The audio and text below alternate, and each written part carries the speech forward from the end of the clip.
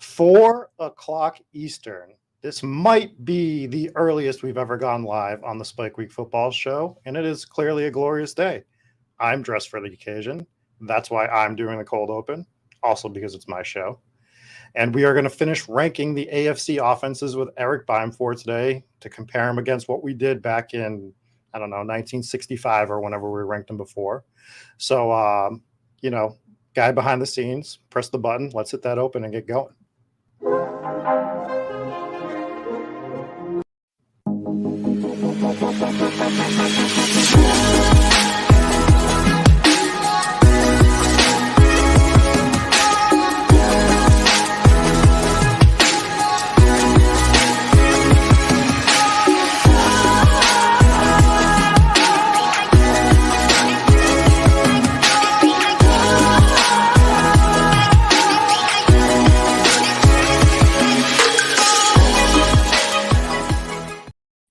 I can't even hit the freaking intro music.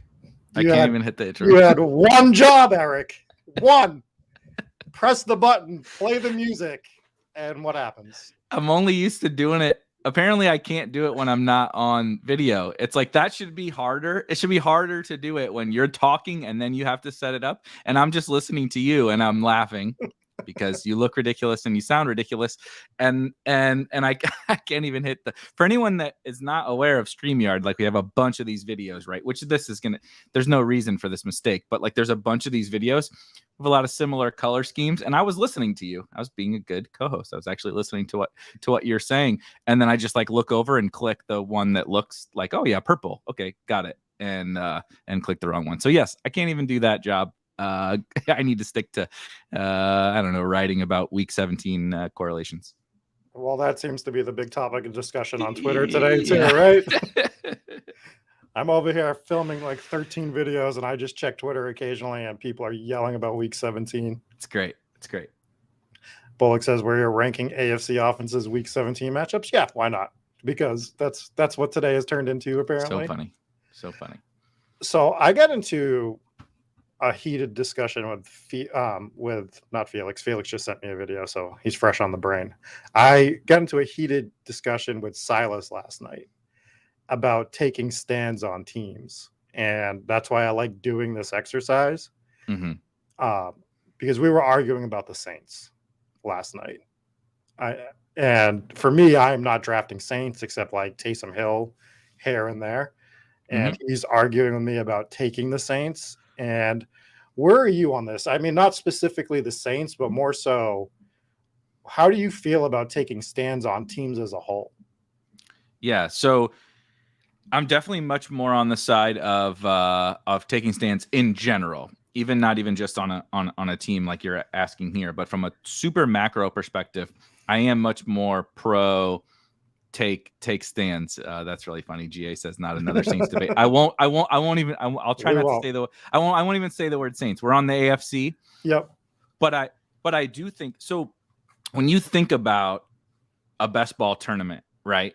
Or if you're playing the main event, that's on my brain. I was just talking to some of the FFPC guys yesterday. You're playing the main event. You're playing whatever season long contest. You're playing your home league, right? Your dynasty league, whatever. You cannot have enough chips to cover every number on the roulette wheel. You can't cover every base. And so people will resort to the structure argument, which I certainly understand. And if that is your approach, right, I'm just going to kind of value hunt and make sure I fit it all into the right structure. I think that's totally fine. For me, that's not how I prefer to approach it. I do prefer to kind of this exercise, like you said, that we did already, and that we did a second time for NFC, and now we're doing a second time for AFC offenses, is actually really helpful because it allows me to think through the teams where I'm like, man, I don't know. I'm like really not like the team that shall not be named that GA says. It's like, I don't know if Chris Olave falls a little bit past where I think, he makes sense, that okay, like let's do that. You know what I mean? I'm down for that. But outside of that, that's an offense that I particularly don't want to invest in. I have 150 bullets into these main tournaments that we're in right now, right? Yep. I can only use them in so many ways. I don't want to have in my portfolio a team that I don't like, that doesn't project well for me, that has a lot of like downward fragility, right? And people may disagree on any individual team, but if I'm low on that team relative to market, my projections have me low on that team relative to market, there's a lot of, like I said, downward fragility on that team. Like House of Cards is kind of what I generally call it. It's like, this looks okay, but any little thing changes and this whole thing could collapse. And that's kind of how I feel about multiple teams. Actually, we'll get into some probably in the AFC for sure. So I do believe in taking some stands, and I get why you wouldn't, but that's how I prefer to build my portfolio, is a little bit more team based. Actually, I'm not as much player take focused as I am team focused. Yeah, and that's the way I approach it mostly too, is I'm looking at teams more so than players. Now, we talked about Jefferson Chase last week, where I'm inadvertently taking a stand against Jefferson because I want to up my Chase exposure. So, like, it's not a knock against Jefferson. I'm going to be making a TikTok video about that. By the way, Spike Week TikTok is up, so go check that out while you're doing things online, but not right now. Anyways. Anyways, they can do it on their phone right now. If you're watching on like your computer or something, pull it up on your phone and follow the TikTok really fast. And so we get the question from Sags that says, where does Winston stack up against those late QBs? Daniel Jones, Zach Wilson, Matt Ryan, etc. So I think that just goes into the point that we're making. We're not taking Winston because we're generally not taking any of the guys from that team. It also goes with Matt Ryan. Are you taking Matt Ryan pass catchers in general? I haven't been a lot, but it's not the quarterback thing is always interesting. I'm also interested in your take on this, because I'm not really taking Matt Ryan. Michael Pittman is in a really tough spot in terms of ADP. I want to have a little bit, like, I don't want to go, he's not a player that I want to have zero of, but he's not a player that I'm like, oh yeah, wheels up, like I have some of those guys where I'm like, I really don't care what my exposure looks like right now. If it's 60%, I don't care. Yeah. He's not that, obviously, but like, I don't see any profit potential in Matt Ryan. Like, you tell me how I win best ball tournaments with Matt Ryan. Like, right. If you can come up with that story, sure, great. Like, the guy, you and I could beat him in a race right now. You could carry me on your shoulders, and I think we would beat Matt Ryan in a 40-yard dash right now. And so, like, in a run dressed like this. Dressed like this. Exactly. Yeah, exactly. And the shades probably still wouldn't even move, and we would beat Matt Ryan 40 yards down the field. So, like, that's part of the issue. And honestly, that's a little bit of the issue with Jameis for me. He's kind of in front of all those guys. I haven't been drafting a ton on Underdog lately, so forgive me if I'm misspeaking on the ADP, but he was a little bit in front of a lot of that tier of guys. The Daniel Joneses, he's the main one that often sticks out to me. But, like, I just don't really see how I really profit from them. Like, I would rather take the uncertainty with the Kenny Pickett's, even the Matt Corrals, those kind of guys later than those quarterbacks, which in turn makes me stack those teams a little bit more. But I'm not ignoring, like, the Colts. Like, I really like Alec Pierce. Alec Pierce is like a guy, later round rookie that I really like. I like Nyheim Hines has gotten steamed like a mother, but I liked him before. So, like, I'm not avoiding those offenses. We'll get into them for sure. But comparing them to the Saints, it's just like they just fall in that bucket where it's like, I don't know. I'm not going to have zero of any of those guys, but I'm not going out of my way, right? I got 150 chips. If I go into a draft thinking about how is this going to fall together perfectly for me, the Saints aren't in it. I'm not sure how many Colts are in it. I'm not sure how many of some of those teams are in it. And so, like you said, it goes back to that team focus thing. And we're going to jump into draft and ranking these offenses right now. But it goes to the point that you always make, like, we're supposed to be drafting like we're right, theoretically, right? So if you're drafting like you're right over a big sample size, you should theoretically be making stands from a massive perspective instead of just focusing on one draft about what you're doing. So right. And whatever your stand is, I do think that's important. Whatever your stand is, right, you can have different, there's layers to this and there's levels to this, like in terms of what your stand is and what you feel comfortable from a stand perspective. Not everyone feels comfortable drafting 75% of a player, right? Like Liam did last year. And that's fine.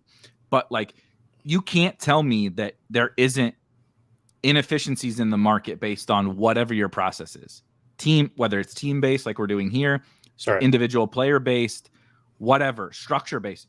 If you're a 0 RB drafter, if you say my edge is 0 RB or vice versa, my edge is robust RB, you're naturally going to be overweight and underweight certain players because you believe your edge is in something. So that just leads into taking stands on certain players. Like I've been drafting a ton of 0 RB teams on DraftKings right now because I believe that that's the structure I want to draft in that particular tournament, which naturally I'm not like going out of my way to draft, I don't know, a ton of Kenneth Gainwell. It's like, he's fine. I like him fine.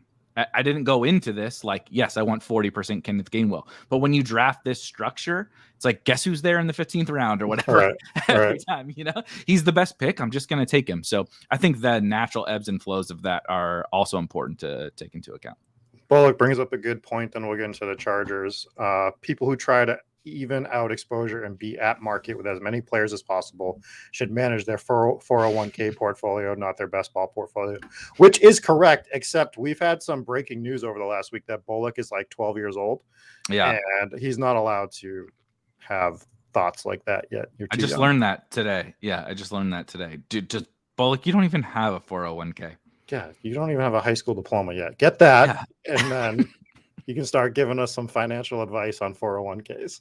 I have jerseys behind me older than you, so let's not talk about 401k. He does have a 401k. It just started though. There's like $14 in the 401k. All right, let's get into these offenses, and I am going to have you kick it off with. I should bring the board up, right? Yep. That's probably the way to do this. Instead of making fun of people, which is more fun. That's way more fun, yeah.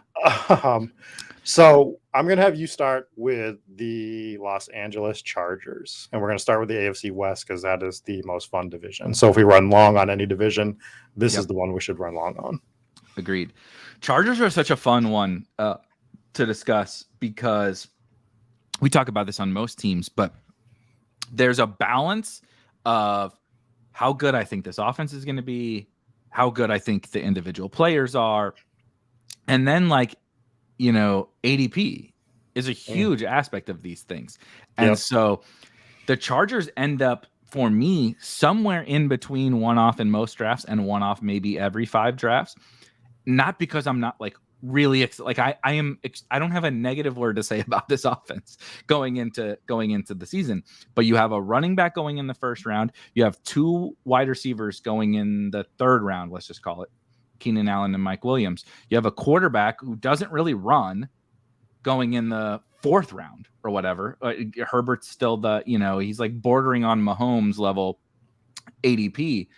And then you have some throw-ins later that I do like quite a bit. Isaiah Spiller, Gerald Everett is a really fun late-round tight end, one of my favorite late-round tight ends. And I think Josh Palmer is also a really fun pick. But if you want the main guys on this offense, guess what? By the time pick 36 gets here, they're all gone. So that's the hardest part. I would put them in one-off in most drafts because I'm very bullish on them. But it ends up for me being way more. It was Mike Williams to start. His ADP just still keeps going up, but now it's probably more Isaiah Spiller, Gerald Everett, Josh Palmer guys on this team. So it really can't go above one off in most drafts for me just based on their ADP. Yeah, their ADP is out of control, and just to expand upon your point and say basically the same thing. I'm not taking Eckler for multitude of reasons. He's priced way too high in the mid to late 1st round.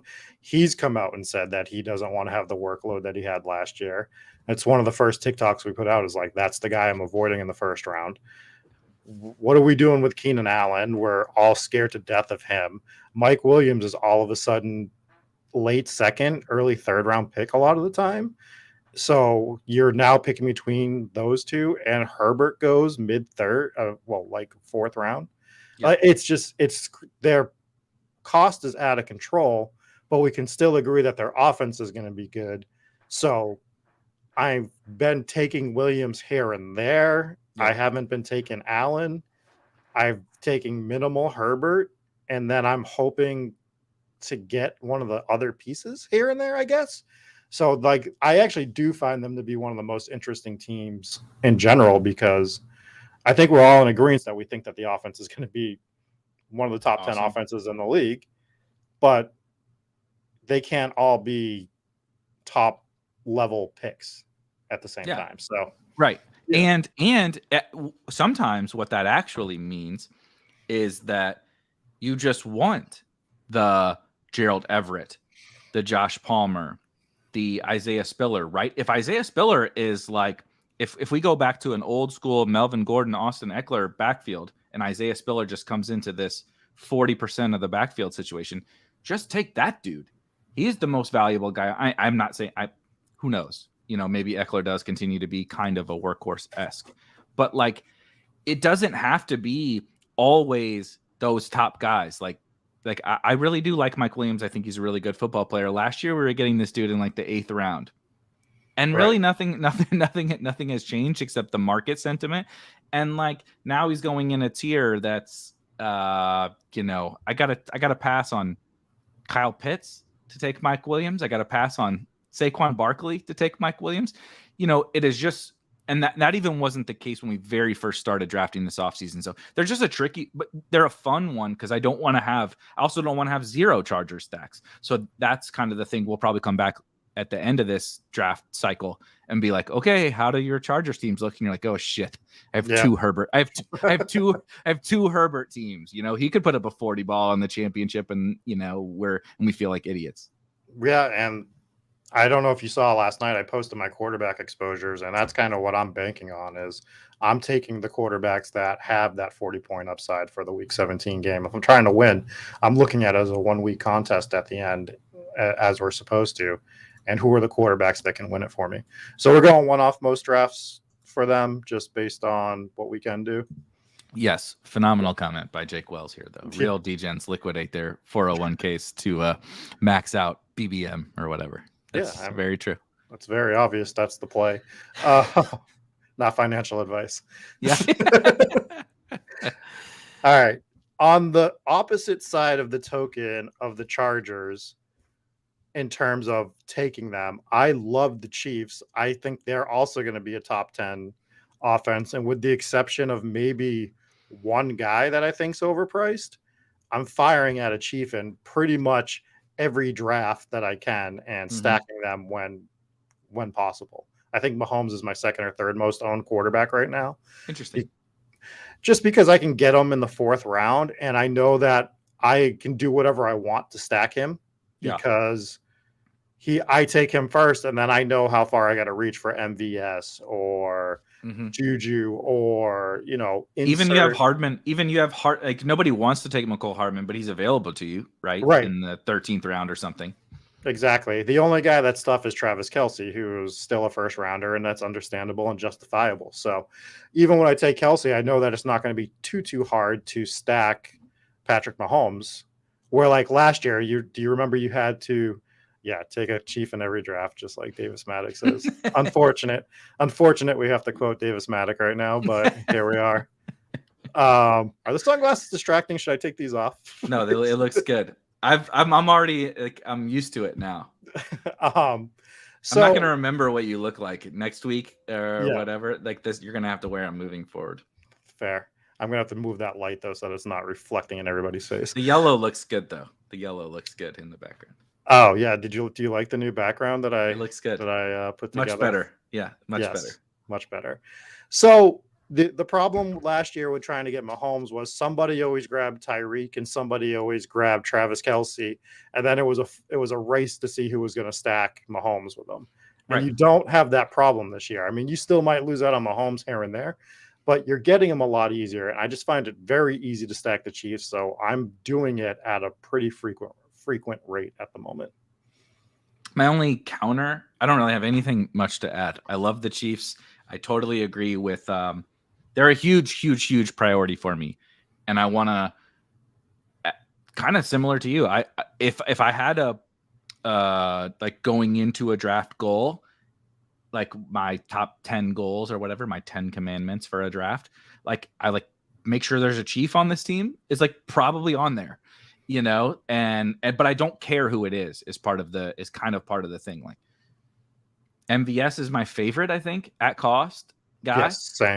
But it's like if I don't, if I pick 11th and Kelsey is there and all the other, wide receivers are gone, I'm down to take Kelsey. I'm down to take Rojo. I'm actually down to take CEH. I'm mad he got steamed up a little bit because I thought he was going to be a really good like 0 RB guy. We'll see how that plays out. But I just think that there's so much uncertainty now without Tyreek Hill and with it's not just Tyreek Hill, right? It's an entire new offense besides Kelsey, basically, because we're assuming McColl is the 3rd/4th wide receiver, which is kind of irrelevant. So like there's so much uncertainty on a Patrick Mahomes, Andy Reid, elite offense that I just want those guys. They obviously have a earmuffs to the fantasy football bros, but they have a fun week 17 game, which is something I'm trying to target. And so I just think that they're somewhere in the upper tier of this. I'm kind of going to let you decide that. You seem to be more on the gimme stacks or gimme death. I think I'm more in the stack, but don't go out of my way.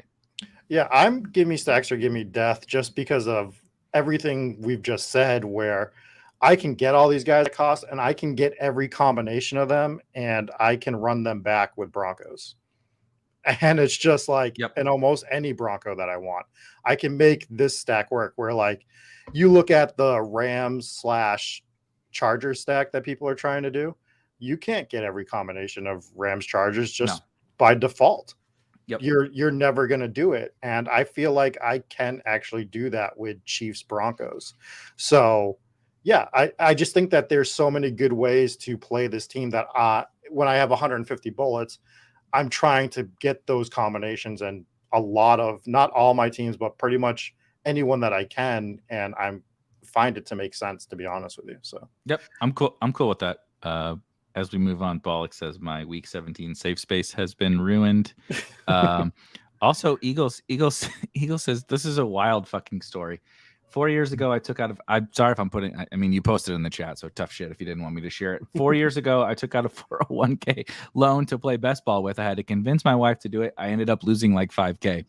And that's it. Yeesh is if I were to reply with the most appropriate reply, I agree, Bullock, it would be yeesh. And then he says, true story, winning a couple of playoff best ball contests last year. I finally got to tell my wife I told you so. Knowing how my relationship with my wife is, I don't think that would go over all that well for me. That you took out this loan, you lost the money, it was probably a hindrance to your relationship for a significant period of time, and then you finally make it back, and she doesn't like really understand it, and so you get to say I told you. I mean, shout out to you, but that's a hilarious story. Eric, it's called a script. There has to be the beginning of the movie. There has to be the turmoil in the middle, and then there has to be the redemption arc at the end, right? So Eagles was just writing a script for his best ball movie. That's all it was. So shout out to Eagles for getting the first script in production for a fantasy player that we've ever seen. Oh, that's good. All right, let's get on to the Raiders. And it is your turn to start. This division is just so fun. So part of me is just as bullish for the Raiders as the first two teams we've talked about. New coaching staff. I think Josh McDaniels is someone that we can trust, whether or not he's going to throw as much as I hear a lot of even Leone talked about that. He thinks maybe they could just be super pass heavy, which I do think is in the range of outcomes, and I think is a totally fine bet to make. But Josh McDaniels has traditionally not been like, he's not Brian Daboll. That hasn't really been the way that he has coached. And so there's a little bit of uncertainty there. And then I think Derek Carr is, an above average quarterback, but he's not someone from a fantasy perspective. I'm like, oh yeah, baby, let's go into this my 150 set and give me, all this Derek Carr. Like, I think he'll be fine. I think I'll mix him in a little bit as a quarterback, but give me, the guys around him that run. He's not a value. And then you just have the uncertainty around every skill player. You tell me how the targets are going to be distributed in Vegas, because I don't know. I tried to project it to my basic, idiot brain, and it's not possible. Devontae Adams has been basically the biggest target earner in the league for years. And now Derek Carr has been recruiting him forever. We can play the narrative game, the college shower narrative and recruiting narrative of Derek Carr's wanted Devontae Adams forever. Now he's got him. Is he just going to do what Aaron Rodgers did with Devontae Adams? I don't know. That seems feasible, but then you also take into account that he's been doing that with both Darren Waller and Hunter Renfrow, depending upon who is healthy, kind of. They have been target hogs, and they're all still there. And so you have Josh Jacobs. Some people like Josh Jacobs. I kind of think this is a really bad spot for Josh Jacobs with them drafting Zamir White, with Kenyon Drake there, and with the passing game. But that's fine if you like him. I just think they're a really tricky offense to figure out how to target. So I think for me, they're one off maybe every 5 drafts if I'm like thinking to my portfolio, but they only have upward, upside. That I really like the offense. It's just the nuances of, I think I'm taking Devontae Adams the most, actually. I think a lot of people are taking Darren Waller. I have some fairly strong concerns about Darren Waller. The reason why he's ever been fantasy relevant is volume, is that they didn't have anybody else, and he would get 15 targets every once in a while. That's gone. Devontae Adams is in town, and Hunter Renfrow is in town. I don't know how Darren Waller earns enough volume. Now, the touchdowns efficiency and stuff will be good, but that's my point, basically, is just that I don't really know what to do with all of these guys. So I'm not fading them by any stretch, because I'm excited about the offense, and it goes back to our original point about offenses, but they're like at most one off in most drafts for me. Yeah, I'm one off probably maybe every 5 drafts as well, and it's for all the same reasons. The only thing I differ on with you is, as a New England fan, I've never seen the appeal of Josh McDaniel that everyone else that's not a New England fan seems to. He coached for the Rams back in the day too, by the way. Yeah. St. Louis Rams. It doesn't make sense to me. Now, the thing about that is he could have had a bunch of handcuffs on from Belichick to keep the offense super simple most of the time, based on personnel, based on what he wanted to do defensively. So it's a possibility they open it up. But if I were to counter your Josh Jacobs take, it would just be that he's used to running heavy, and that's been his game plan. But all indications are that's not what they're going to be doing with the Raiders. I would say that I would like Devontae Adams the most out of everybody. He's just a little harder to get because of where he's going. So I might have more Waller, but yeah, I would prefer to have more Adams, if that makes sense. Yep. That totally makes sense to me. And I just brought up this comment, Aroka Fourth. Apologize if I mispronounced that. Happy to talk about ceiling. Happy to talk about any of this. If you can kind of elaborate, if you just want us to like hit on specifically ceiling as we are talking about these players or talking about these teams and or players, you mentioned specifically Tua. But if there's anything more specific you want us to bring up, by all means, toss it in the chat and we will hit it. Well, if we're talking ceiling, the Raiders have 2 guys that could max out at the number 1 spot at their respective positions. Oh yeah. It is the thing. So like, that's why it's okay to take Waller, and that's why it's okay to take Adams, because you're getting value on both of them right now, theoretically, relative to what their ceiling could be. Yep. It's a scary proposition is all, because we don't know what the team as a whole is going to be, is what I would say. But they're fun. It's an exciting, I mean, I think you should be excited about the offense, generally speaking. Yeah, and when we do this again in August, they might even be a team that goes up a spot or two. Mm-hmm. I don't think they're going to go down to full fade ever. They can't. That's one of that. I do think that's important to talk about when we hit each team. Is like, do you only have upward trajectory, or can you go down? You know what I mean? Like looking at this list, it's like, honestly, like we talked about the Bears, right? The Bears are first in one off maybe every 5 drafts. Something could probably happen this offseason where we're like, okay, nope, I'm done. They're the Seahawks, right? We just don't even want to draft those guys. The Raiders have no possible chance of becoming that. The offense is too good. They have too much talent. They can only go up from here. Yeah. And let's hit one more question on the Raiders, which is from Matt. He says, can we talk about realistic outcomes for Renfrow, especially compared to the guys going around him, Ayuk, Sky Moore, Christian Kirk, Hopkins, which if you look at that list, it's like, I'd almost rather have just about any one of those guys over Renfrow, because Devontae Adams feels like he's going to come in and take some of that work that Renfrow was getting, in my opinion, because not exactly the same guy by any means, but just what Adams can do and the whole narrative that you laid out with Carr and Adams. I think the pecking order is clearly going to they're going to attempt it in the beginning to be Adams, Waller, Renfrow. So his ceiling is what? A wide receiver. If you're lucky, he makes your team's roster and best ball 1 out of every 3 weeks, maybe. Mm-hmm. I don't know how else to put it on Renfrow.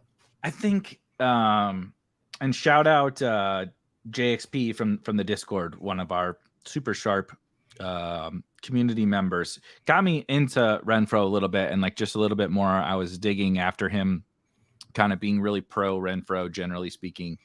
I just think there's something to be said about an ambiguous situation, and Hunter Renfrow, I think he's just really good at football. Like, it seems like you look at it, right? He looks like your accountant. But like the dude is good, and he's proven to be good for 2 years now.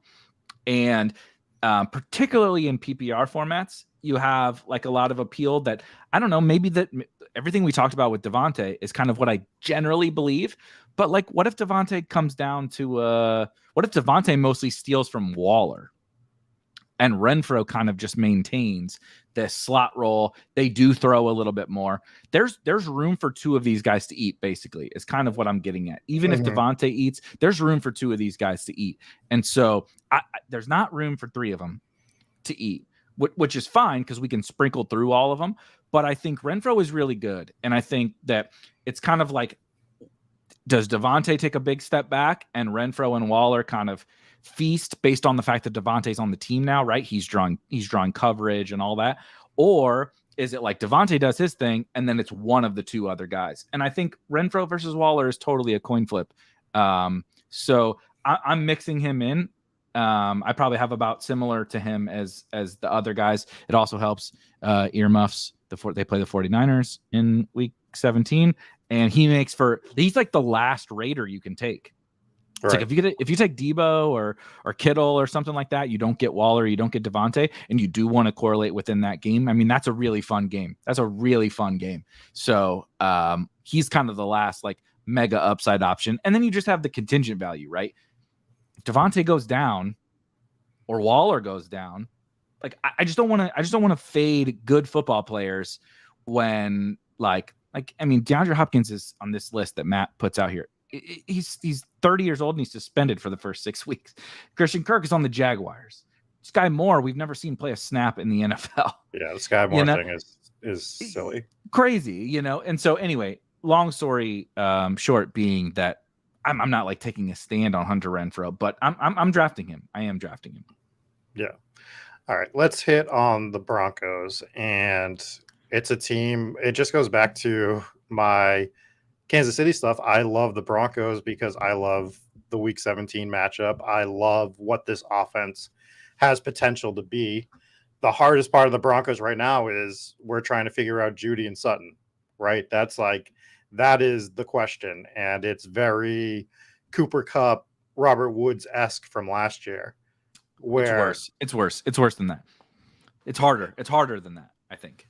You think it's harder? Yeah, I think there was a point that they were pretty similar last year. I just think that Cooper Kupp had proven to be a little bit more of a ceiling guy than Robert Woods. I respect anyone that disagrees with that, but I think it was a little bit like, not that you had to take Cooper Kupp over Robert Woods, but I think it was a little bit more. This one, dude, I honestly have no idea. I literally zero idea between the two guys. They both look awesome. I change weekly on it because I was originally Sutton, and then I was like back on Judy, and now I'm kind of back on Sutton again. So like I'm back and forth on it, and I've done some double stacks with them. I think it's only happened once or twice where I just grab one a little bit earlier with both. Yeah. Both. Yeah, and it's just like one of those weird things that I was trying out. Like I said, I'll reach for a guy around early if I think it's something I want to attempt. So I went for that Broncos stack to bring it back, and I might have even had Kelsey on that team. So it might have been one where I went like Kelsey, somebody, then I grabbed one, then the other. So I'm all in on the Broncos. Russell Wilson is one of the last quarterbacks you can get that has that super high potential upside to get you a 40-point game. There's like that list of quarterbacks. He might even be the last one because I think Brady's right after him. Mm-hmm. And then there's a drastic drop off after that. So if you want to stack the Broncos, you're able to do it because you're going to grab one of those two guys. You can grab Russ, and then you can grab Tim Patrick if you want. You can grab Albert O if you want. You can grab KJ Hamler if you want. They're not hard to stack. It's an easy team to stack. It's an easy team to bring back. So I'm wheels up on the Broncos. I'm pretty much give me stacks or give me death by default, to be honest. It's my favorite team. It's my favorite team to stack by far. I'm not sure it's particularly close in all of best ball right now. No one is priced out of their upside.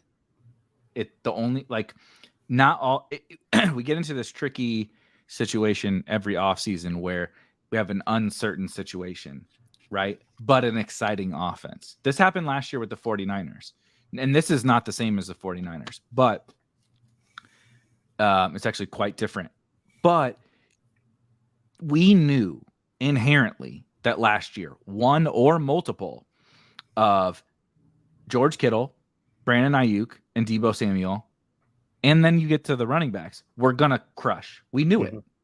Everyone knew it. Everyone, no one with a brain said, oh, no, I don't want the 49ers offense. Everyone wanted the 49ers offense. You just didn't know who it was going to be.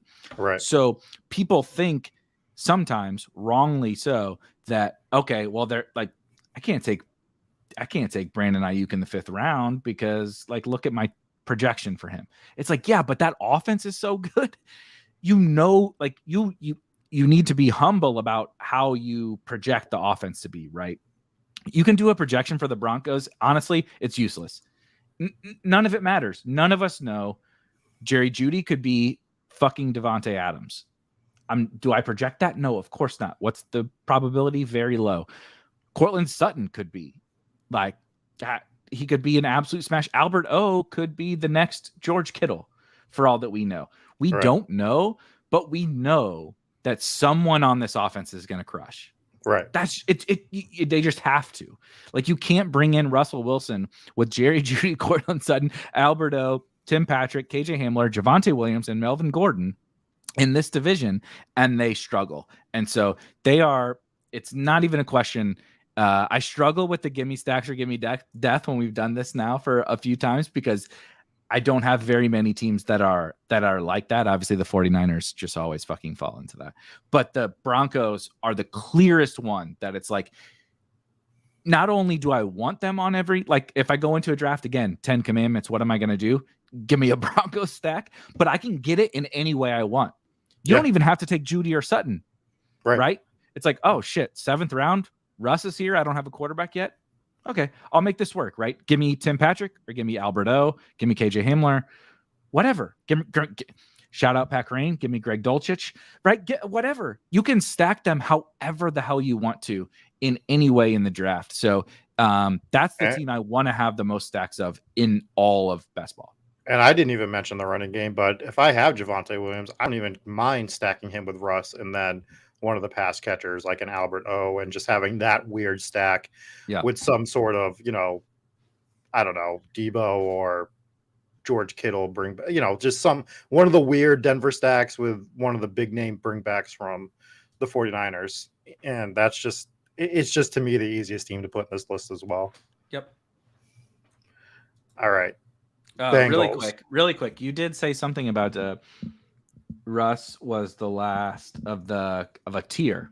Yeah, I do actually agree with you that Russ is the last of a tier, and then I would call Lance that's what Jake asked, was asking about Lance when you were talking about that Russ was the last of this mega upside tier. I agree with you actually, even as the resident Lance truther. I think Lance is the start of the next tier. Lance, Brady, Stafford, that Derek Carr, that group is where I would put Lance solely because of A, I don't have to take him where I take Russ, but B, he's a second-year player. He's barely played in the NFL, and so I don't think we need to put him into the freaking Russell Wilson, Joe Burrow, Jalen Hurts tier yet. But I do think Russ is kind of at the end of that tier. I might actually even have him above Burrow in the rankings, but Lance is definitely in that upside, Jake. But I think it's a little bit different. We're talking about Russell Wilson, who's proven to be one of the best quarterbacks in the NFL for a long time, versus Trey Lance. I love Trey Lance, but I do think they're in they're in tiers apart. So just to play off of that, because we're 40 minutes in and we've only done one division, I do want to ask a quick question. When you break those tiers down, when are you starting to look at a 3 quarterback build? Like which tier? You don't have to deep dive on it, but is it after that Lance, Brady, Stafford tier? Or if you get Brady, Stafford, are you like, maybe I should still grab a third late since I have a statue quarterback as my main guy? Yeah, I push the quarterback thing, and so sorry, I was looking at the rankings while Jake said Lance is higher than Russ. That's interesting. I have Russ higher than Lance. I do actually have them in the same tier. Russ at the top of that tier. But anyway, I push quarterback in terms of a 2 quarterback build, I think a lot further than most people do. Mm-hmm. It's definitely after that kind of Brady, Stafford, Carr. We're not even going to talk about Watson because I'm not really drafting him. No. Whatever that tier is, right? I'm trying to look really. I guess I should look really quick. Stafford. Once we get into, I have Tua. Cousins, yeah. Fields. That when I get into there is when I want to get into the three quarterbacks. But everything before that, including Lance, I'm only taking 2 just because the floor is so high on everybody in front of there. Yeah, and I don't have a lot of 3 quarterback builds just based on my thought process of how I want one of these quarterbacks, these elite quarterbacks, which brings us into an interesting discussion with the Bengals and Joe Burrow. So I think we are on. Are we on you? Yeah, we're on you, right? Yeah, the Broncos. Yeah. So Bengals breakdown shouldn't be too hard. Nah, this one should be maybe one of the quickest ones. It's I guess as I'm thinking it through, it's probably every 5. It's again one of the similar. It's very similar to the Raiders in that who isn't bullish on the Bengals? I love Jamar Chase. I love T. Higgins. I actually don't think I'm drafting much Joe Mixon at this cost, and I'm also not drafting much Joe Burrow. I do really like Hayden Hurst as a late round tight end, and I also like Chris Evans as a late round running back. So maybe it ends up in one-off in most drafts, but it's just like the cost thing again that we started at the top. We don't need to hit on it too much. I really like basically every player in this offense, but the cost on almost all of them prohibits me from being like crazy all in. Yeah, I think all I have to add to that is Burrow's a little tough to grab when he's where he's at and the guys that are around him. A lot of them, like, again, Russ, I'd rather have Russell Wilson than Joe Burrow, just personally. Although I'm heavy on Jamar Chase. That's, he's my 4 or 5 pick always. Mm-hmm. To FF Doom's point, I have been grabbing Chris Evans here and there in the 18th round. Hayden Hurst, I've been grabbing as a 3rd or 2nd tight end if I'm really pushing it. Mm-hmm. And just to counter you, I am taking Mixon, but I don't know if you saw this. I'm at about a 38% rate. I've done about 50 puppy drafts or something close to that. And I think 38% of them I've drafted from the 12 spot. It's something, it's something crazy like that. So just by design, I've been drafting Mixon, but I like Mixon because I like running backs that have workhorse ability and good offenses, just because of the opportunities they're going to get. So I don't hate Mixon. He's not like my favorite player ever, but I've been getting a decent amount of Mixon as well. So I'm one off most drafts on them, if that's where we want to go with them. Yep. Ooh, Steelers. Ooh, now we got to the bad teams. Yeah. The gross teams, I guess. Not bad. I like Claypool, maybe. And I was thinking about them the other day because I don't have hardly any Deontay Johnson. And it's not even that I don't like Deontay Johnson. It's that I see all these guys around him. I'm like, yeah, I want this guy, this guy, this guy. And he's an afterthought for me when I'm drafting. Either he doesn't correlate to anything I'm doing stacks wise, anything particularly to go into that department. And so I'm grabbing everything around him and I'm never grabbing him. And I was trying to think to myself, is that a mistake the other day? And I'm like, it doesn't feel like a mistake though. And I like Deontay Johnson. I think he's good. So like the only, if Najee really falls, I know Felix is going to hurt his feelings, but if he really falls, I've grabbed Najee here and there. I'm not looking to. So right now it's like Claypool, maybe Freiermuth, if it makes sense, that's another one that like he's an afterthought. So I'm close to full fade on them. And Claypool might be the only one that drags me to one off maybe every 5 drafts. Yep. That's really all I was going to add is the Claypool price is pretty bad, I think. From his upside, from an upside perspective, you don't have to like him. I mean, fucking Mike Tomlin doesn't like him because he wants to play music during practice. I mean, what an idiot, right? He wants to listen to hip hop while he's playing football. God forbid. But we're talking about Chase Claypool, who clearly proved as a rookie his ceiling, like outside of the top, like 110 picks. Like, what are we doing here? It can't get worse. We've talked about this at quarterback. It cannot be worse. It might be bad still, but it can't be worse, Pickett and Trubisky, right, than Big Ben was. So it's really Claypool. I agree with you basically on everything else. I like Deontay Johnson as a player. I want to take him a little bit when he falls, but he's not a priority. So it's really kind of just Claypool, and maybe if Freiermuth falls, that is every 5 drafts. I don't want to fade them though. I wouldn't put them in full fade because you get a talented offense with potential QB talent injection that I think we want to at least sprinkle them in. And doesn't Claypool feel like the perfect wide receiver for like any of the major builds that you do as well? So like if you go 0 RB, you're like, oh, Claypool's like my second wide receiver, or hell, maybe your first. I don't know. Like, I mean, yeah. So if he's your second or your 6th, you're like, oh, I'm okay with it. Like, you know what I mean? Like, so he fits with most builds to me. So that's why I think Claypool is the one that drags them out of that full fade. For the moment. That now, if he shoots up, then that team might become a full fade. Why is he not moving though? Everyone I know seems to think like, oh man, Claypool seems underpriced, but his ADP doesn't move. So I don't know what it is. So there's a few guys that I don't understand right now. He's one of them. And that whole Devontae Parker thing in the 12th round.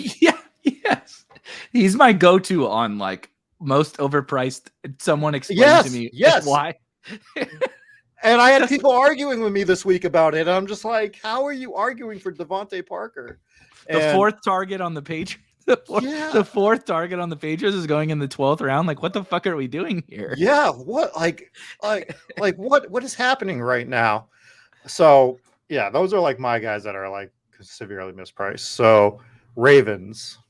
Really quick, I'm going to hit Jake's comment. I have a soft spot for Chase Claypool because so I'm not a Notre Dame football fan. My brother-in-law is a diehard. Like he has a fucking Notre Dame tattoo.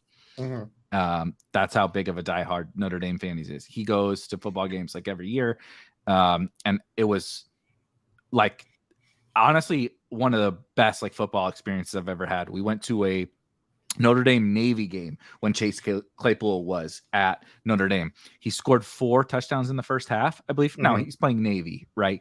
But like Jake's like put him in the slot. He was playing in the slot a bunch for Notre Dame in that game.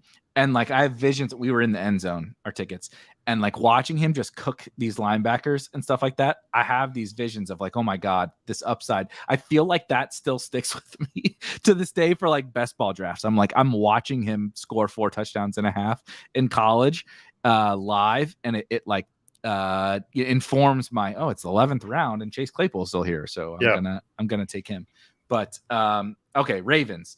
Funny because somebody mentioned that FF Doom said loves Deontay with his Baltimore teams because they play in Earmuffs week 17.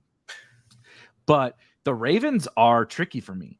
I really like Lamar at cost. I really hate Mark Andrews at cost. Rashad Bateman is fine at cost, and like J.K. Dobbins is fine at cost. I don't have any, so I would put it in every. It's probably one of those where it's not really a full fade because I like Lamar and I like a couple of those guys. But if you like went through my exposures, it would be less than every 5 drafts. You know what I mean? So like there's like if there were a line in between those two, that's probably where the Ravens would fall. But they're just like this obvious every 5 drafts to me. I think they're going to run a lot more. So some Dobbins, a little bit of Dobbins is good. Lamar is totally fine. I don't think I've drafted Andrews once yet. But I do like Rashad Bateman. So I'm just sprinkling them in. But I think they're the most obvious, like, we're going to go back to ground and pound team in the league. Yeah, I have a pretty interesting take on the Ravens in the terms of I'm mostly fading Mark Andrews because I do not like top second round for him. I just don't like it at all. In order to stack Bateman, Lamar, you have to grab Lamar around early, which I don't care. I mean, that's fine. I'll do it here and there. So, and those are the only 2 guys you really, really want to stack with them. Maybe Dobbins here and there. So Lamar's one of my top 2 owned quarterbacks right now. And I'm either leaving him unstacked or just grabbing like Duvernay or Wallace late. It's just the 18th round. I'll grab one of those 2 guys just to have somebody. But Lamar's the one guy that I don't care if he's stacked or not too much. Like, I'll take Lamar unstacked. Fine. Like, whatever. He's the one guy that I can say that about in the quarter for a quarterback. And as far as J.K. Dobbins goes, we talked last week about how people have all the same hyper fragile running back builds, right? Where it's like Jonathan Taylor, Nick Chubb, Saquon Barkley. Yep. So I think a good way to pivot that is if you push your third running back a little bit and have J.K. Dobbins be your third running back for your hyper fragile team. So maybe some of those builds, but to your point, other than stuff like that, one off maybe every 5 drafts is what makes sense for me. And you need to ban Bullock. This is why he's not allowed to manage 401ks, where he says Devontae Parker has massive upside. Come on, bro.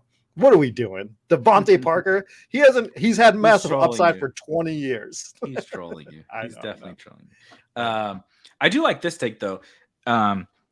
We had Pat on for Best Ball Bros, which if you're new to the channel, on Wednesdays, we do more of like a fun, casual interview called Best Ball Bros, where we bring people on from across the industry. And we kind of just like talk about fantasy football. We talk about their background. We talk about all that fun stuff. And we had Pat Crane from NBC Sports and obviously Ship Chasing on.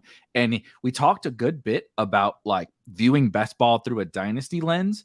And I like this take from Aroka that where it's like, I mean, Bateman, like almost after the deal of Hollywood, like when we're drafting again next year, is he going to go lower than this? I don't really see how he goes lower. I mean, I guess Lamar gets hurt again like that. That's like the only way that he really, I guess, goes lower than he's going right now. So I do kind of like that view. And that's something I probably haven't been considering enough.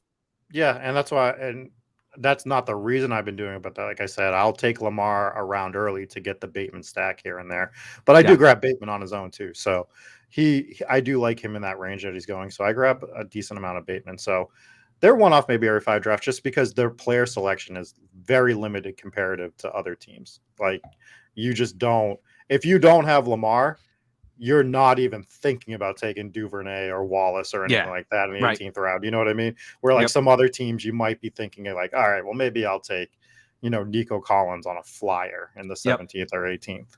So let's get into your take on the Cleveland Browns. We're going to make this quick. I'm not drafting the quarterback. I'm taking a little bit of Nick Chubb, actually, which might be a little bit surprising to most people, mainly on Underdog. I don't think I've taken Nick Chubb on DraftKings yet. But I think Nick Chubb is a reasonable enough 2-3 turn pick on Underdog. I think Amari Cooper's price is horrible, way overpriced. I don't really get that one, but I do like DPJ. I like David Bell, and I like Njoku. And I even think if you really get like locked out a tight end, you need a third one or something like that in the 18th round. I think Harrison Bryant is fine. And Dearness Johnson is I'm trying to put some more Kareem Hunt into my portfolio. And Dearness Johnson is a guy I take a lot in the 17th, 18th round, 20th round on DraftKings, whatever. So every 5 drafts, probably, just because I don't stack them. Like I literally just don't stack the Browns. It doesn't even really have anything to do like with like moral takes or whatever, but I just I see like almost only downside in Deshaun Watson's price as it exists right now. And I don't really like Amari. When I say I don't really like, I hate Amari Cooper's price. So I'm just like using some of the later round guys on the Browns. And I do like them quite a bit. So every 5 drafts for me. Yeah, I might creep up to one off most drafts, but it's for a lot of the same players you said. I take Chubb here and there. I've been beating the Dearness Johnson drum since February, which is sad because now everyone's starting to come around on it, and I'm starting to see his name creep up and things a little bit more. And FF Doom brings up a good point. He says, get your cheap Kareem Hunt now while you can. Yeah. And I'm still on the take that he might not be on the Browns this year. So that's why I'm still taking Johnson. Which is fine, though, right? That's why I want Hunt. We can pipe dream about him on a lot of fun teams. Yeah. He could be on the fucking Chiefs in a month for all we know. We did this last night. Well, he's not going to the Chiefs. That's never happening. He could absolutely go to it is not a 0% chance that it is a 0% chance. That's the one team. They're not going to take him back. They can't take that PR hit. They're just the NFL doesn't even give a shit about any of that, and the American people don't even remember what happened with Kareem Hunt. They do. We're on to the new sick fuck in the NFL. Oh yeah, we did kind of do this last night where we were talking about teams Kareem Hunt could go to. He could go to the Giants. The Giants are fun for him. Saints. Tag team with Kamara. Yeah, and the Saints probably make the most sense because at least they get him if Kamara is suspended for 6 to 8 games or whatever. So, yeah, the Saints make a lot of sense. I'm sick of talking about the Saints, though. Yeah, seriously. They fucking suck. Yeah, there's no need to. So we'll go one off maybe every 5 drafts, but Bills. Yeah. Sorry, I didn't mean to cut you off. No, that's fine. Let's get on to the Bills. I mean, how can you say no to the Buffalo Bills? I love Josh Allen. I love Stephon Diggs, especially at cost. Stephon Diggs is going to be my thought experiment this year with overdrafting him in like the 2nd or 3rd slot here and there just to see what kind of builds I can do. It was going to be him or Adams, but I think it's going to be Diggs that I'm going to be doing that with. Not all the time, but yeah. But this goes back to you and Pete last year, where you were like, let's take Devontae Adams and the 2nd pick just to see what kind of team we can build. And you built a freaking top 10 team. You built the number 8 team in the world with doing that approach. So when you look at the list of guys that you could do that with this year, Diggs is the only one that screams out that you can do it with him, right? So yeah, him and Adams, the 2 guys you brought up. Yep. Yeah. Kelsey. Those are the only 2. I think you could do it with Kelsey too, but that maintains your point. It doesn't change it. Yeah. Right. So you can do that with him. I mean, I still like Gabriel Davis's price. Dawson Knox is a value. either one of the backs you can take wherever you want them for the most part. No matter if you want to do a 0 RB build, like Singletary as your first back is not terrible.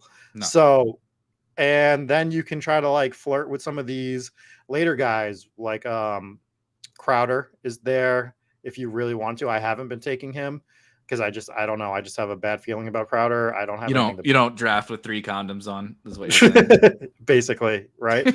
So, but you can take Isaiah McKenzie late if you wanted that slot upside that Buffalo offers in case Crowder, for whatever reason, isn't on the field via injury or something else. So, yeah, I mean, they're wheels up for me. Give me stacks or give me death. I don't like having to take Josh Allen in the third, but I'm still doing it here and there. Yeah, our guy Jonathan Fuller that writes for Spike Week, who is like seriously brilliant in terms of prospect. I mean, he's really smart in fantasy football in general, but he's so good at like the prospect stuff, rookies, prospects, etc. He has Khalil Shakir as like if you want a 18th round kind of off the radar dart throw, it's like, is he worse than Jamison Crowder and Isaiah McKenzie? And he's not gonna provide you anything for the first X weeks of the season. But I thought he made a really compelling case for sprinkling in some Khalil Shakir, especially if you do something like you outlined. Maybe I take Diggs a little bit early. I stack him with Josh Allen. I don't do Gabe. Then because I kind of put a lot of capital into Diggs and Allen, I don't do Gabe. I don't do Knox. Whatever. It's like 18th round. Now maybe I'll take Shakir. And only other thing I was going to add is both of the running backs. Like, why do we do this every year with the Bills? Like, how many times do they have to prove that like this offense is going to score 1 million points? Right. And last year we saw what happens when one of the backs just takes control of the backfield. Devin Singletary was one of the, if Rashad Penny didn't do what Rashad Penny did, we would be talking about Devin Singletary. True. All off season. And I know they brought in James Cook, but so take both of those guys. Like they can both be the league winner. So I'm in on the Bills. I agree with everything you said. Yeah, we're getting in the chat that we're underestimating Crowder. It's like no, he's fine. I like Crowder fine. He's like just like 30 years old. Yeah, he's fine, but it's just he's another guy that like when he's there, it's like I'd rather do anything else. To be honest, like so we're just going to the top with them, right? I mean, there's no argument there. Oh God, so I get the Patriots then. Yes. I'm very interested in your take on the Patriots because I've been warming to them from a stack perspective. I've been on them overall from like Ramondre is probably one of my higher owned running backs across all sites. I love his price. I love the ceiling that you get from Ramondre. So it's also partially, I should have prefaced that I'm out on Damian Harris heading into this season. So that in turn makes me really bullish on Ramondre. The fact that they have so many running backs is a little bit concerning, but I do still like James White on the PPR sites. Like we've never been able to draft James White in the 20th round. And it's like, look, if it fails, whatever, it's a 20th round pick that I was going to miss on anyway, probably. And I get this PPR back on, again, specifically talking about PPR sites, DraftKings, drafters, etc. I do really like James White. I think, Mac doesn't bring a lot of amazing upside as a quarterback in a vacuum, but if you really need like backdoor stacks, those are available to you with Mac Jones, whether it's Hunter Henry, Jacoby Myers, Kendrick Bourne, Tyquan Thornton. I think it was Bullock that mentioned Tyquan Thornton in the chat. There's a lot of Patriots options to you. And you look, they ran the ever living shit out of the ball last year, particularly in that weather game against the Bills. But I think there's reason to believe that they throw it a little bit more this year. Am I projecting it? Not necessarily, but they're kind of a one-off in most drafts for me because I am targeting some kind of backdoor Mac Jones stacks, like I said, with any of those guys, really. And I really like Ramondre. And they just have a lot of options on an offense that, like, the offense is going to be at worst average, at absolute worst average, and probably fairly above average. And so just because it's kind of a weird, awkward offense with a bunch of dudes, they're all fairly cheap. But I think they all present very little downside and quite a bit of upside. I have like parts of me that agree with you and parts of me that disagree with you. First of all, my favorite quote from Bill Belichick today or yesterday was when asked if he was going to be running a new type of offense this year, he just responded with, "I don't know," which is a great answer. Just the perfect answer. About right. But we don't even know who's running the offense there because this is just what the Patriots do. Yeah, I know. It's stupid. So if anything, I feel like they're going to revert to being even more conservative than they have been in the past because they don't have, if you really believed in Josh McDaniel, to fall back on to make an offensive game plan that makes sense. So I'm one-offing these guys and I'm very limiting. I like Ramondre Stevenson. I like Hunter Henry a lot. I think he's my favorite pass catching option from the Patriots. And I like Kendrick Bourne late. It just based on where he is. And just I don't love Damian Harris, but if I'm building zero RB, occasionally he's like my first back just because I'm going with the narrative that they're just going to pound him into the line 50 times a game, basically, until he can't move anymore since he's not going to be on the team next year. Next year, right? So for in terms of a zero RB guy, like fine, he's okay. So I'm one off maybe every 5 drafts with them. So I can put them in the one off in most drafts just because of the amount of guys that I like. But I'm not grabbing Mac Jones. I'm not stacking them. I don't see huge upside. I don't see tournament winning upside with stacking the Patriots, to be honest with you. No, so I think that's fair. Yep, I think that's fair. So yeah, there are some one-offs with them though. They're I do feel like they're, I know you're a Patriots fan, but they're an interesting one-off team because it's not like this isn't like the Bears where we're like, my God, this offense might be just so bad, but they're cheap. This is an offense where we feel really confident that they're going to be competent at worst. They have players. It's just pace of game. Like there's just so many things that just they're not going to do it enough throughout the year, and it's going to be just what it's always been the last few years. It's one guy that does something here and there. It's going to be real spotty, and I think the only guy you can trust to do something throughout the year is Hunter Henry, to be honest with you. Like that's what makes sense to me. I like Jacoby more than you do, mainly on the PPR sides because I know we got the touchdown thing. He doesn't score touchdowns, but he does draw. He earns a lot of targets. I think he's a good football player, and so I like to just let the chips fall where they may on the guys that just earn a lot of targets. Again, PPR sites especially. I can't stand Jacoby Myers. I can't stand him. All right, so I get the Jets. This does not work out the way we want it to. You should have got the Jets. This is perfect. I have to walk away for a second while you do this. All right, so I'm just going to say what they are for me. They're one off maybe every 5 drafts, right? I do like Breece Hall. He's pretty expensive, but the other question about is he expensive is he expensive? Because if he's what he's supposed to be, he's another guy that after I brought up J.K. Dobbins, that he's my third guy in some hyper fragile builds. I've been doing that with Breece Hall as well. So Breece Hall has been the third guy on my hyper fragile because if I'm taking him with that draft capital, he should be able to pull these teams that I'm going with 3 to 4 running backs, right? Garrett Wilson, I like Garrett Wilson where he's being drafted. That's pretty good. I don't like Zach Wilson. I'm not trying to stack the Jets in terms of a passing game. They scare me. I know everybody's a big Jets fan all of a sudden, but for me, they're a one-off maybe every 5 drafts. I can't really do them in most drafts because it's Breece Hall, it's Garrett Wilson, and that's about it for me. Maybe some CJ Uzomah late here and there. And if I absolutely have to backdoor stack, then yeah, I'll grit my teeth and do the Jets. But they're the New York Jets.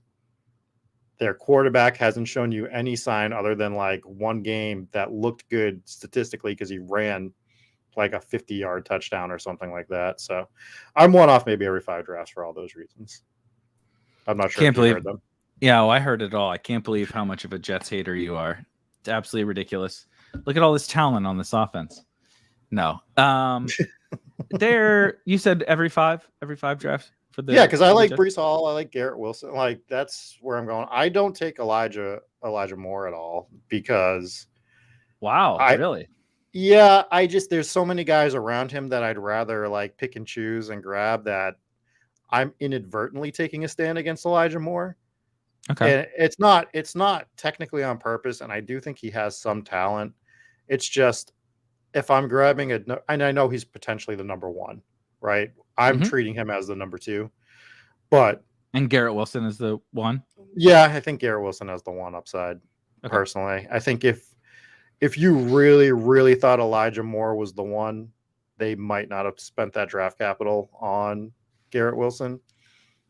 Theoretically, yeah. I can see the counter argument to that. I understand it, but there's guys I like around Elijah Moore a little bit more. So it's an inadvertent stand, but I've picked up on it. So I'm like, I'll just roll with it at this point.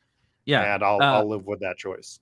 I'm an Elijah Moore stan. So that's where we differ a little bit. I think that this dude is a straight up baller. Mm-hmm. And I think like think about where Sky Moore goes. Like if Elijah Moore had ended in this Chiefs situation, yeah, and like Elijah Moore is like Sky Moore can't hold a candle to Elijah Moore, in my opinion. Mm-hmm. So like I think about that, and you're like the only reason we're not like crazy bullish on Elijah Moore is because he's on the Jets. And like, trust me, I get that. I'm not particularly excited for the Jets either, but you do have a second-year quarterback who went number 2 overall. Say whatever we want about that, right? Should he have gone there? Does he stink? I don't know. But it's just a lot of young potential talent on this offense. Even Corey Davis is a reasonable football player. They brought in the tight ends. They have the running backs. There's just a lot of good football players as skill players for sure on this offense. We'll see about the quarterback and the offensive line. But Elijah Moore, I take a little bit more than you do. I like Garrett Wilson. I'll sprinkle in Corey Davis, whatever. So yeah, every 5 drafts, but I'm a little bit more bullish on the Jets than you. Shocker. Yeah, I mean, like, I agree with the talent level on the team, but when your quarterback cannot do anything he doesn't even have to enhance them, right? He just has to let them be them, and he not fuck it up. Don't fuck it up, and he does. So it's at a grand level the entire year for the most of the year last year. So it's tough to see him making. I mean, he's going to make progress based off of what it was. It's just, is it an inch or is it 100 yards? So. Yeah. They graduated from Sam Darnold to Zach Wilson. Isn't that fucking incredible? That's like Mark Sanchez, Sam Darnold, and then Zach Wilson. Yeah, it's a beautiful thing that it keeps downgrading. So now we are on to Miami, Dolphins, which is an interesting team. Very interesting. I'm happy to have Miami because part of my take on Miami has actually changed a little bit in the last week or two, give or take. And I even put Tua on the thumbnail specifically for this reason. So I'm happy that I got the Dolphins. The market has decided that the Dolphins stink, Tua stinks, and where there's no way that this noodle-armed quarterback can support these weapons. And all we have is an offense loaded with weapons, with a head coach who was, say whatever you want about Shanahan in San Francisco, was borderline the offensive mastermind behind the 49ers, like crazy efficiency and everything that they've done. Now, there's a little bit of concerns with some of the quotes that we got from Mike McDaniel early in the offseason with, how he wants to establish it. But Tua is a guy that I'm not necessarily taking a stand on from a fantasy perspective. Like, he's not a huge part of my portfolio, but I think the market has put him in a bucket that is totally undeserving. He's better than the fantasy landscape has deemed Tua to be in terms of how he can distribute the ball to his weapons. Tyreek Hill was the wide receiver 5 with Alex Smith. Tyreek Hill was scoring touchdowns with Matt Moore. Tyreek Hill makes the offense. It's not the other way around, right? Tyreek Hill, it's like we worry about Kenny Golladay changing teams, and we should. You know why? Kenny Golladay is not Tyreek fucking Hill. Tyreek Hill makes an offense. You should be more concerned, as I am, with the Chiefs downgrading their offense after Tyreek Hill is gone than you should be concerned with the Dolphins not being able to support Tyreek Hill. Because all that dude does is make plays. He's not coverable. And even if he's coverable, you just throw it to him, like throw him a screen, throw him a hitch or whatever. Yeah. And guess what? 15 yards, because the dude runs a 4.2 40 and he's a little bowling ball. He's 5'8", 205 pounds or whatever. He makes offenses. Offenses don't make him. You combine him with Jalen Waddle, who was a stud as a rookie last year, and Mike Gesicki. They spent money on Cedric Wilson. Say whatever you want about Cedric Wilson and Chase Edmonds. They brought in Raheem Mostert. There's a lot of talent on this offense. And so all that is to say they're somewhere between most drafts and 5 drafts, but it's solely because of the cost of Tyreek and Waddle. It's really hard to get. But I've come around a lot to Tyreek. Is basically this entire tangent is like, we need to stop with this slander on Tyreek Hill because he's playing with Tua and not Patrick Mahomes. Yes, he's not the 7th overall pick like he used to be in fantasy drafts, but we're gonna push this dude to the 3rd round because he's playing with Tua. Like, that's egregious. That's absolutely egregious to me. Like, I love AJ Brown. Why is AJ Brown with Jalen Hurts better than Tyreek Hill with Tua? It doesn't make any sense. And so this was my soliloquy on Tyreek Hill. Apparently I'm talking about the bad humans. I get all the bad humans to talk about here. Kareem Hunt, Deshaun Watson, and Tyreek Hill. But I think the market is just so down on this offense that they're still probably every 5 drafts, but I want to take these guys. I really do want to take these guys. Well, just to go back to my original point that I've had throughout the show is, can Tyreek Hill get you 40 points in a game? Easily. And he's late 2nd round. Are you okay with... So now you're telling me that I can get some sort of stud in the 1st round and pair him with Tyreek Hill most of the time. Right, Christian McCaffrey, Cooper Kupp, Justin Jefferson, Jamar Chase, and pair him with this dude. Yeah. So now I have 2 guys that can drop 40. And if they do it in the same week 17, you just won, right? One. Yeah. It's over. Yeah, exactly. Yeah. It's over. Like, so I don't have enough Tyreek right now, but it's something that I have been very vigilant about, that I know I need to fix. And I just need to start smashing Tyreek in the 2nd round a lot.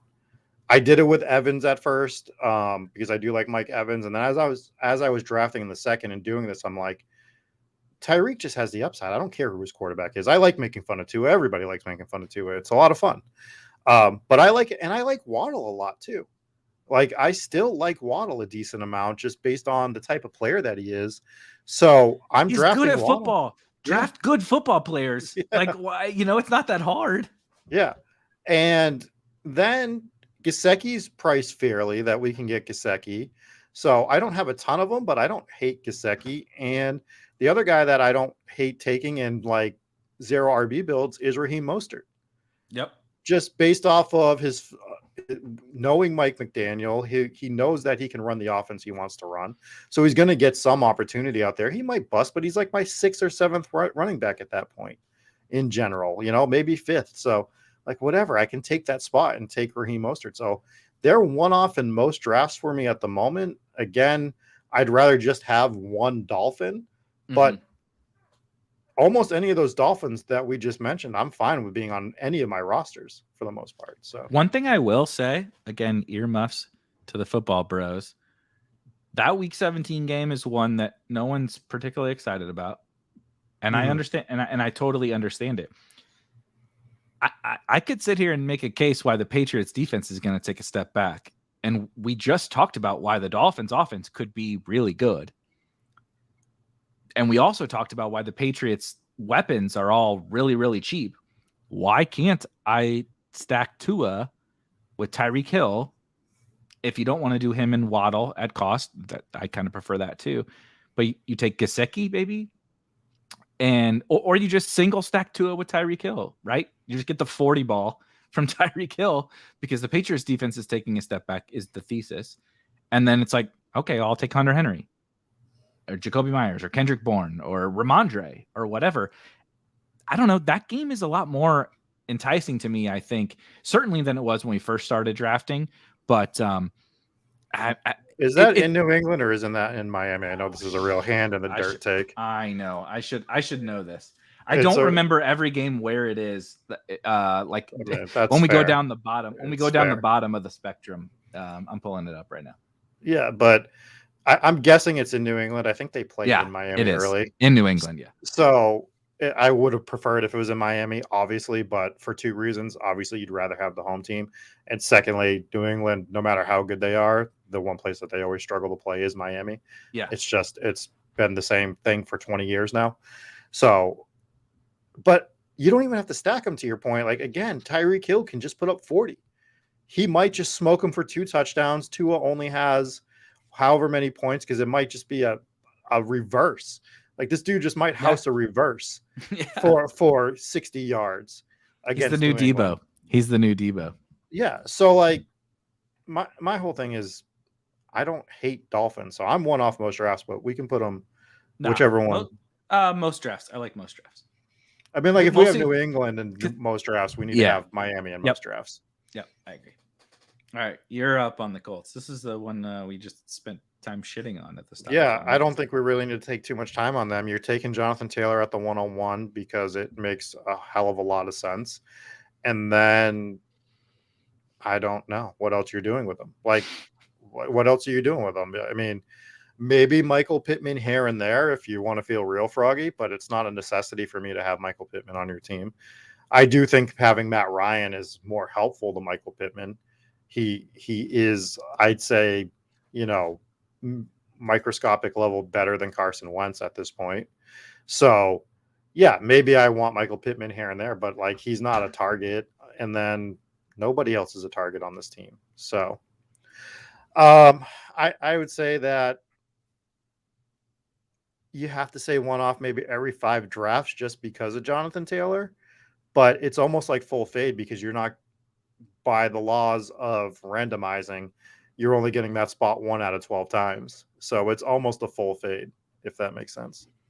Yeah, I put him in every 5 because of FF Doom says Hines. I'm drafting some Hines later. Certain structures, generally 0 RB, and I do like Alec Pierce. And then you know me, I like to get froggy with my late round tight ends or whatever. And I think the Colts, particularly if you've drafted some Giants or something like that, the Kylan Gransons of the world, or if you prefer Mo Alley Cox or whatever, makes sense. So every 5 is it for me. All right. Where are you on Tennessee?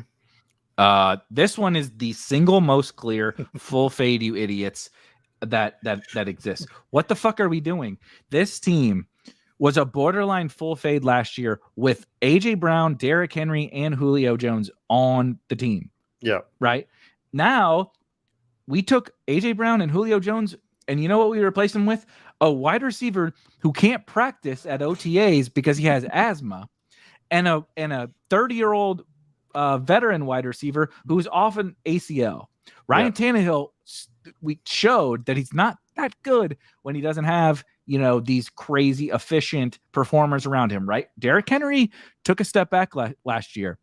When Derrick Henry isn't the insane mutant X-Men version of Derrick Henry, Ryan Tannehill needs a little bit of help. So now you remove AJ Brown, one of the best. My dog is sneezing like a motherfucker over here right now. I don't know if you could hear that. He's allergic to the Titans. So you remove AJ Brown, one of the most efficient, best wide receivers in the NFL, from this offense. Replace him with a rookie who I like. Treylon Burks, fine.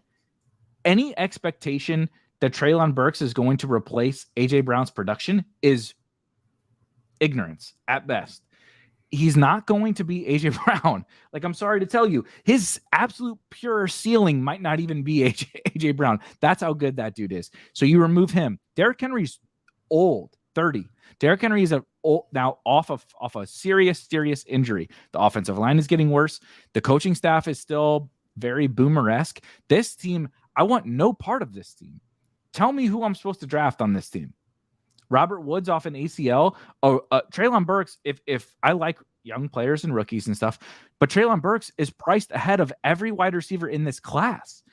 He's like, we talked about Garrett Wilson on the Jets and all this kind of stuff. I can get Garrett Wilson 3 rounds after Treylon Burks, and Garrett Wilson was picked well before Treylon Burks was.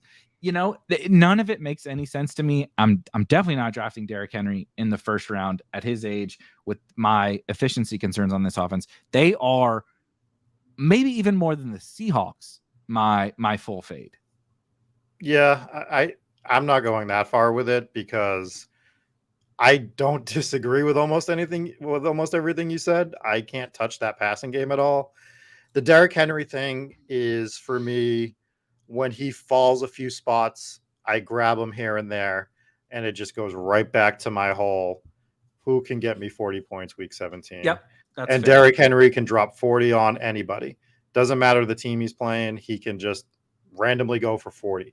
So I have been using, I know that sounds probably pretty archaic, that like when I'm looking at players, I'm like, can they get 40, especially in the first few rounds?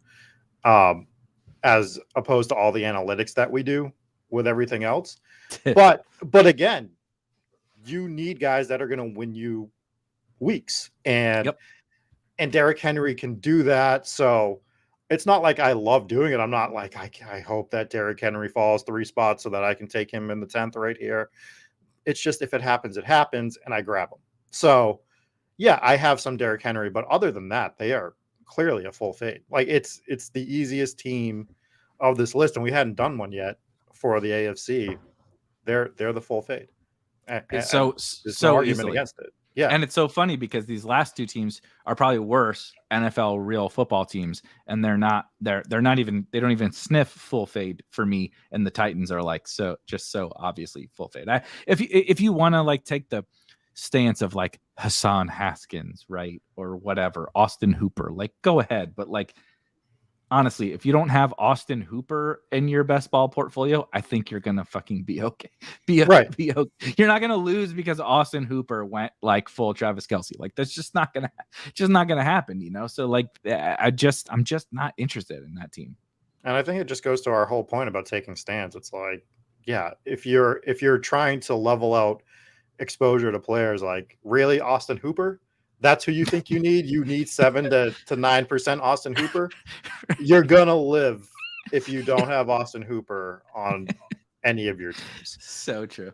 So that brings me to the Jaguars, which I find as an interesting team because I want to hate them more than I hate them, and I don't because Trevor Lawrence is cheap enough that he's a great second quarterback option for your team. Like all of his weapons are right there with it as well. I mean, I make fun of not liking ETN, and I don't, and I barely ever draft him. What I'm doing with ETN is the same thing I'm doing with J.K. Dobbins. And if I'm going to do this hyper fragile build, and it's probably the only time I'm taking ETN basically, is if I'm trying to get like a unique hyper fragile build and making him my third. Because if I'm saying that I'm confident enough to draft ETN in the 5th, then I'm saying I'm confident enough that he's good enough to produce for me on a very consistent level, is my thought process. Mm-hmm. So the only time I'm drafting him is in a hyper fragile build. But other than that, I mean, I like pretty much all of the Jags, and that goes all the way down to, Marvin Jones, and Zay Jones as well. Like it just, you can get these Jacksonville guys. Oh my God, who's the tight end they got? Ingram. Yeah, they got Evan Ingram. I like Ingram. They're not bringing Ingram there if they don't think that he can be part of this offense. And I agree. Trevor Lawrence liked the tight end last year. He was throwing to the tight end. So this is an upgrade at the position theoretically. So he should be fine as well. So, and I don't even mind taking Christian Kirk at his price. Same. To be perfectly honest. So it's not a team that I feel great about doing it with, but they all make sense where they are, if that makes sense. Yeah. So where are we putting them? What's your take? I guess one off in most drafts just because of the amount of names that I like. It doesn't mean that they're on most of my teams. Yeah. But I think they all make sense. That's how I feel too. They're not. If you went through all my teams, they're probably not actually a one-off in most drafts, just by how the draft falls together. But I think every single player makes sense. Like, I know you're lower on ETN, but like, he fits every structure to me. Like, I take him a lot more on my first running back on 0 RB teams, right? Like, I smash 3 or 4 wide receivers to start, and then you're betting on kind of the same thing that you're betting on. He's a bankable, like, RB1 essentially, right? In the 5th round, I'm getting, instead of taking Joe Mixon in the 2nd, I'm getting close to similar production and similar upside from this dude in the 5th, and I'm taking our Tyreek Hill example in the 2nd round or whatever, Deebo Samuel, etc.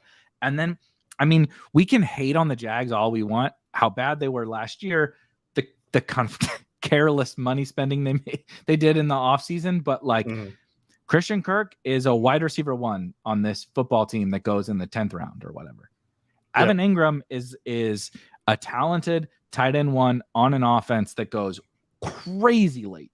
Like, especially if you draft on like DraftKings, this dude is like, he can be your first tight end if you really want to like totally punt off tight end in like the 17th or 18th round, whatever. And my guy, I have to shout out, I'm glad you brought up Zay Jones. That's one of my dudes, like super late round wide receivers that I think is just crazy undervalued. So all of that kind of culmination, they end up in, they do pretty close to most drafts for me.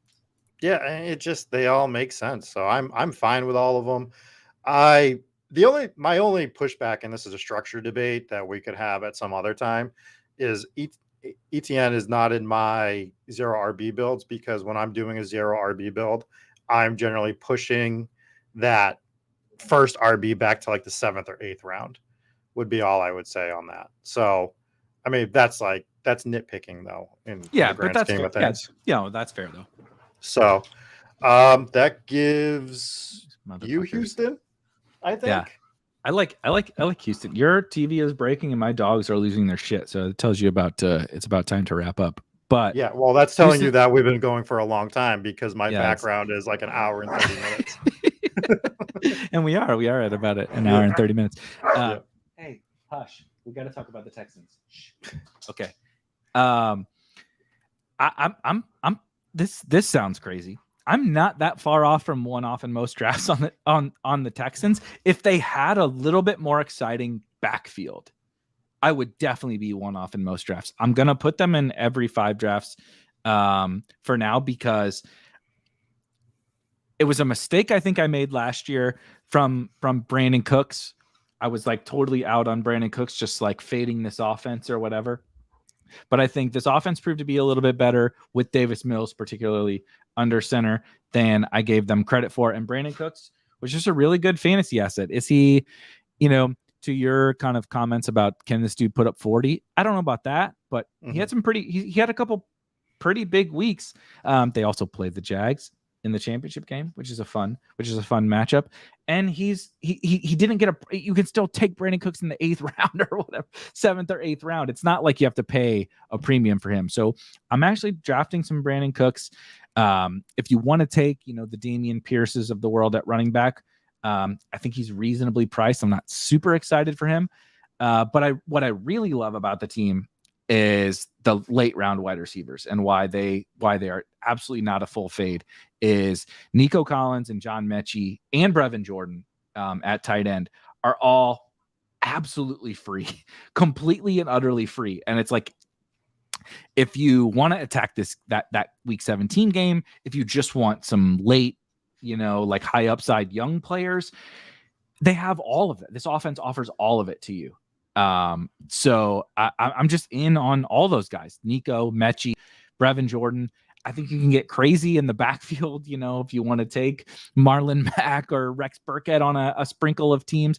I think that there's just so many options on this team that they're at probably every 5 drafts, but they're not full fade. They're closer to most drafts than they are full fade for me. Yeah, I would say that for me, I'm taking Mechie.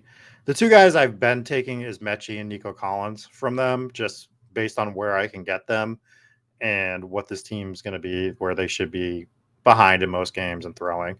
But I have no other arguments. I'm not taking Cooks. He just doesn't. He's just one of those names that I never see.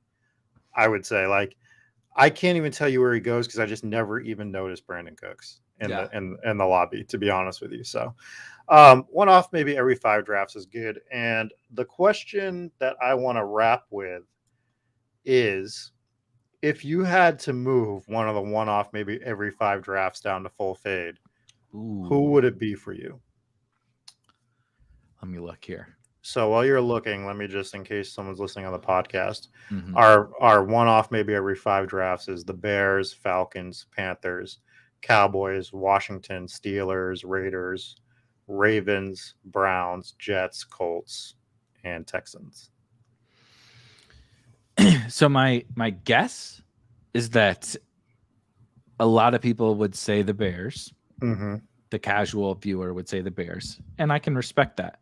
Mine, and this is maybe a smidge of a cop-out, but mine is the Browns because they are entirely tied to Deshaun Watson. Baker, like, I keep seeing people tweet about, like, oh, you know, if Baker or if Watson gets suspended, they'll just bring Baker back, right? And, like, everyone that's plugged into that team is like, no, you don't understand. Baker is never playing a fucking snap for this team. Right. Ever again. Like, that bridge is, like, they burn that bridge. Yeah, that's like, why they brought Brissett in. We saw this. Yeah. So if Deshaun Watson gets suspended for the whole year, obviously, that would be disastrous for the entire offense. Do you want Amari Cooper in the 5th round with Jacoby Brissett at quarterback? No, absolutely not. And I would make a case that I don't want any of these guys if Jacoby Brissett is the quarterback. Even if he gets suspended for, let's say, half the year. We can play the game of, like, oh yeah, but you know, the upside in the playoffs, right? And I like to talk about that. We joked about week 17 and all that, but, like, you do still need something during the regular season. And if Deshaun Watson is suspended for the majority or all of the regular season, the Browns are just, like, they're all overpriced. They got 3 running backs, right? Dearness is back. Who knows what's going to happen with Hunt? Amari Cooper is unspectacular and going in the 5th round.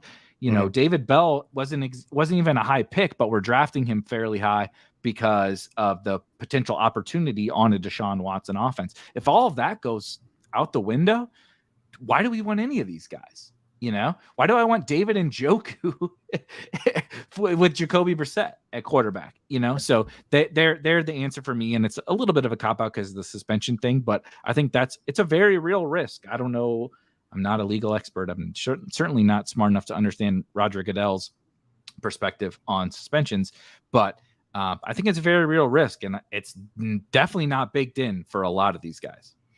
Yeah, I mean, just to follow up on your end point there, just follow the money. You saw how they structured the contract. They know what's going on.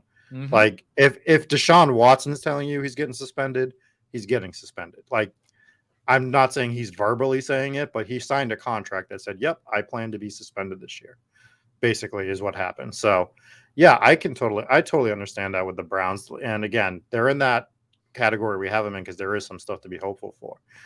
I think the Steelers are there for me. Like, if I had to full fade somebody, as much as I like Claypool and where he's going, that's kind of it for me with them. So if you and again, if, like, Claypool's a guy that you were like, you can't draft anymore, Chase Claypool, it's not going to break my heart.